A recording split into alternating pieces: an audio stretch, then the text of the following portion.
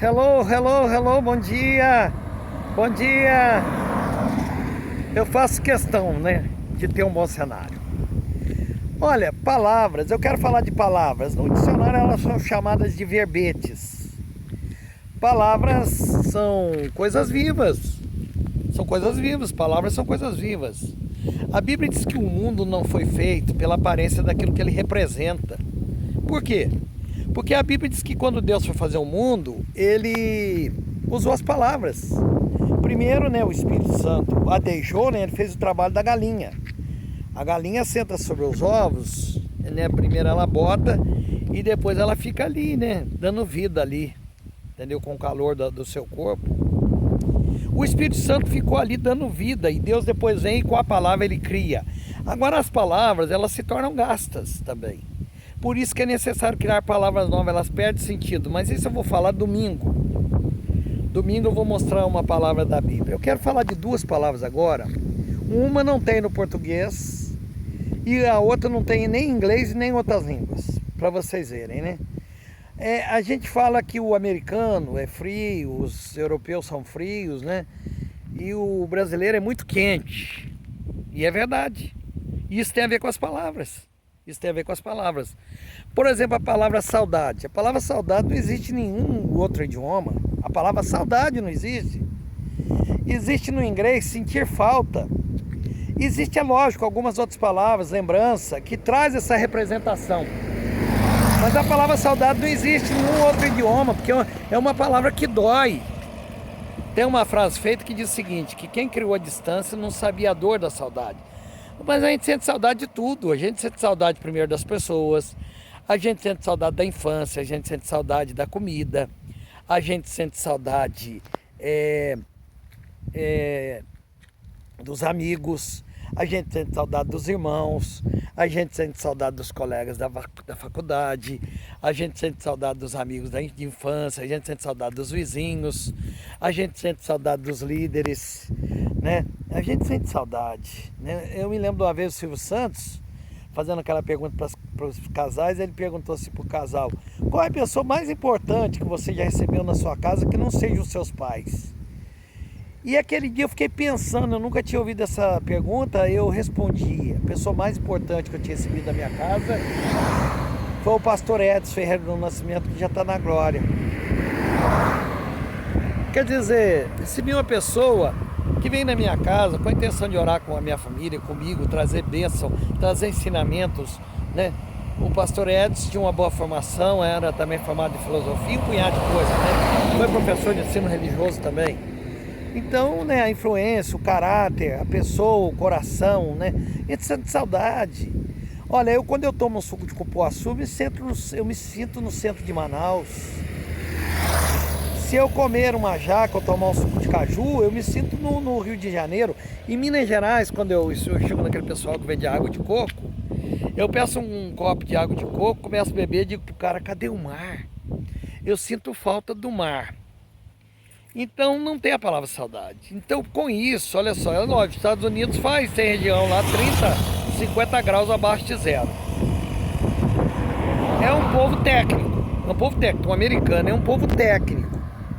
E são práticos e são responsáveis, né? Eu tenho uma prima morando lá agora, ela disse que na região que ela mora não se vê ninguém nas ruas. Todo mundo dentro de casa. Nos restaurantes você não ouve ninguém conversando alto, né? Eu sei que falta educação para nós, né? Falta educação para nós. Mas eles são frios porque não tem a palavra saudade. Agora eu vou falar de uma palavra que não tem no português e vou falar depois de alguns artigos que não tem no latim. Por isso que a língua foi necessário crescer a língua, né? Por exemplo, a palavra insight. A palavra insight não tem no português. A palavra insight, a palavra in, significa dentro. Sight é aquela luz que vem de dentro. Nós podemos falar que algo me deu uma luz e tudo mais, mas a palavra insight não tem no português. Ela está só no inglês, porque é algo muito forte, é algo que vem de dentro, né? Aconteceu, né, uma coisa que você não estava vendo. Por exemplo, Eu me lembro quando uma vez eu estava estudando português e a professora explicou por que era difícil escrever um telegrama. Ela dizia, você tem que ter muito estudo para escrever um telegrama. Por quê? Porque você tem que falar, você tem que escrever muito pouco e falar muita coisa.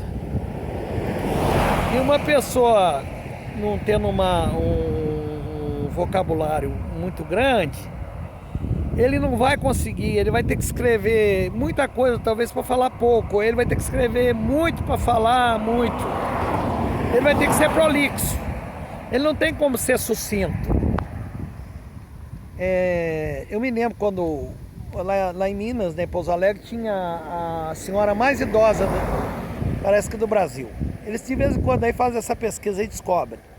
Foram lá, conversaram com ela, ela tinha uns 116 anos, foi escrava, não tinha registro de nascimento, não tem como provar certas coisas. Perguntaram para ela qual era o sonho que ela mais tinha. E ela disse, o sonho que eu mais tenho é de ver o mar. E aí, vamos realizar o sonho dela. Quando uma televisão aparece, quando alguém aparece na televisão, aparece lá filhos de Deus, lá aparece anjos para ajudar a realizar aquilo. Quando levaram ela até Copacabana, gente, quando ela viu o mar, nossa, tem coisa que não precisa falar, né? Ver aquela imensidão de água, ver aquele mundo de água. E ela tinha muita experiência de vida, né? Então ela chegou e disse, ela falou, é grande, né? Ela usou lá uns 3 adjetivos, que era muito grande, muito bonito. Ela usou lá 3 palavras. E ela conseguiu sintetizar tudo.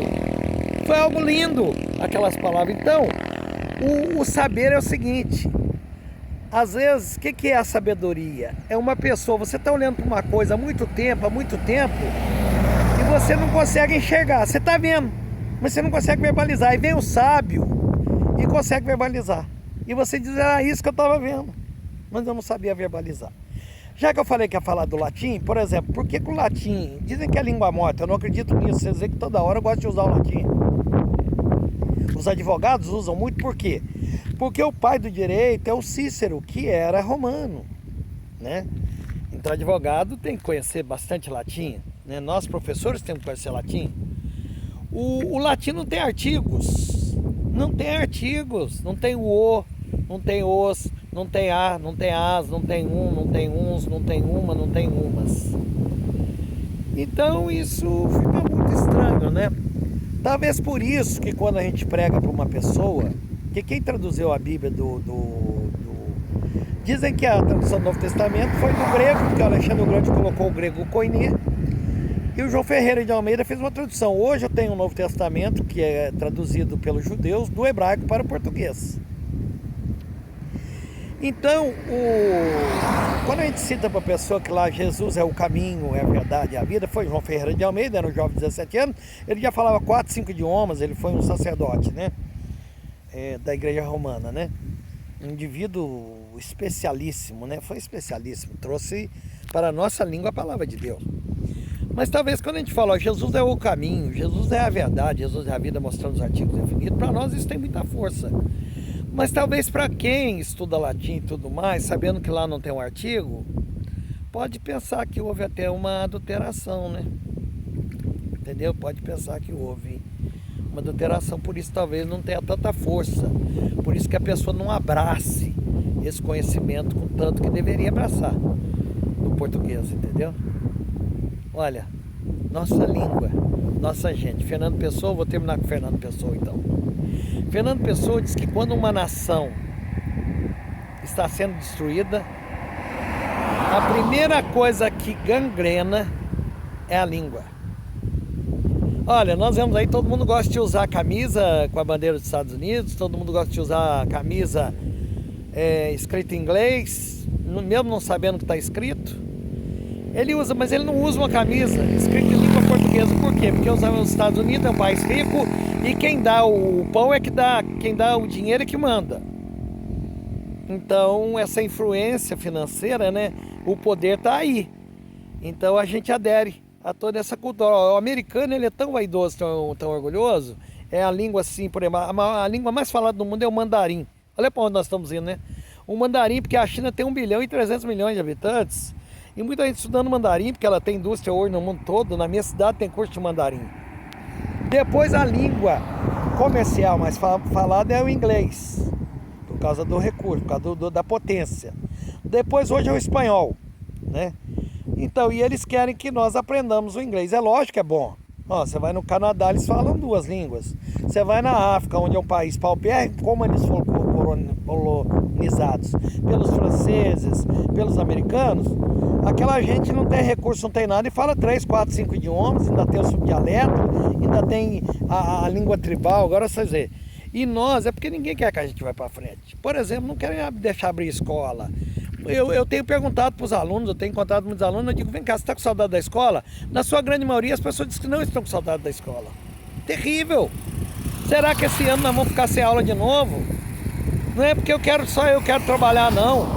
É aonde vai parar o nosso povo, perder 1 ano, perder 2 anos, isso é muito. Está perdendo a continuidade do aprendizado. Tá? Um beijo no coração aí.